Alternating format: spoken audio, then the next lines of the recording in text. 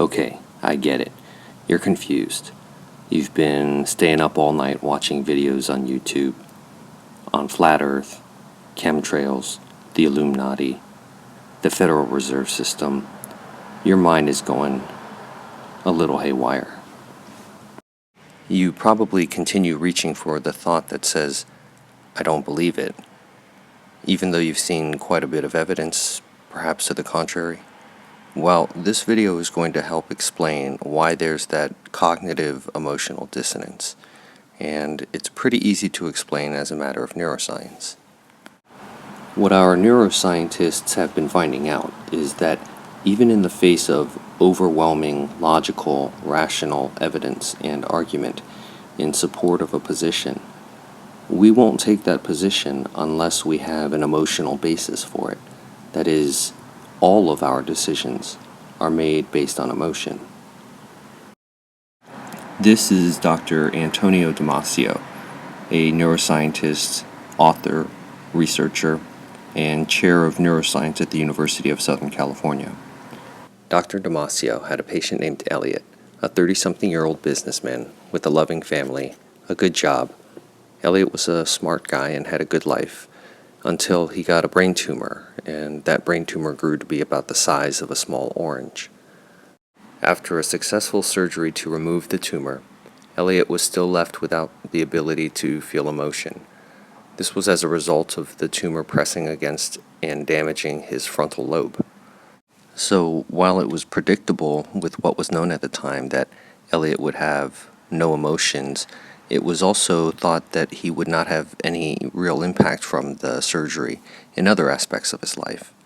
And yet, in every conceivable category, his life started to really degrade. His family relationships fell apart, he lost his job and couldn't keep one, and he spent all his savings on unreputable business investments. This prompted Dr. Damasio to do some research into the role that emotions play in the decision-making process. After many years of work, he and so many other scientists have established that it provides the feedback mechanism, the history of our decisions and how we've felt about them and how well we've done with them.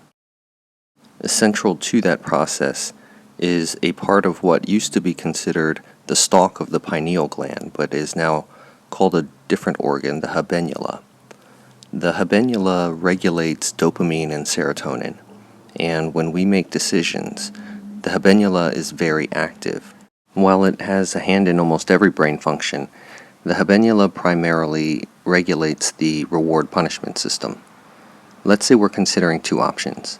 As we bring up each option, the habenula accesses the history, the emotional history, of how you felt the last time you considered that. Whichever one has the better feeling is the one that wins. What happens later within our logical, cognitive parts of our brains is a justification of a choice already made. This is worth repeating, and I'll put it a little differently. When we consider an option, whether or not we think on it, our body is accessing the subconscious encoding of the last time that you had this thought or idea. So that gut feeling that you get is actually the brain going through its emotional decision-making process. The vast majority of decisions that people make, the vast majority, are done emotionally and subconsciously without any interference from your conscious mind. What happens in your conscious mind is just justification.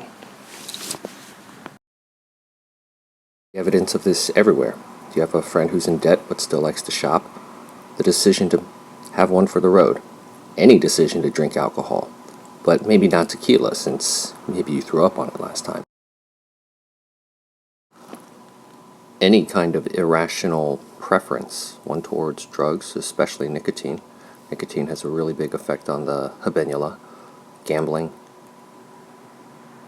All advertisements work on this principle.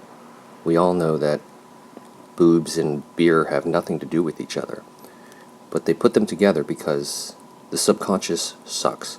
It doesn't discriminate against true or false. It just brings it in as the association.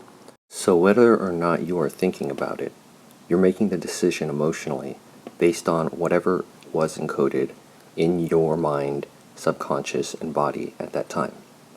Now think about media. Think about what's portrayed and what we see there. I don't really think that there are that many sexist men who are making outright sexist decisions, and yet we have a huge disparity in terms of work position and work pay between men and women. Think about racial preferences in dating online, the disparity for black women and Asian men. Now, think about conspiracy. And when you do, you'll come to the realization that there's virtually no instance where conspiracy is brought up and it is not simultaneously ridiculed. The reason for this is that it exploits a little known fact about the brain, that social and emotional pain register in an identical fashion as physical pain. It's a hot stove experience. So, every time you're reading something, seeing something, hearing something, or a person is being ridiculed for being a conspiracy theorist, that's an instance of you being programmed by pain, you being shown what will happen to you if you dare think outside the lines.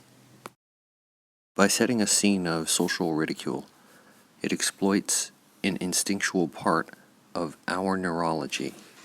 It hijacks and runs over our ability or our desire to consider something on its merits.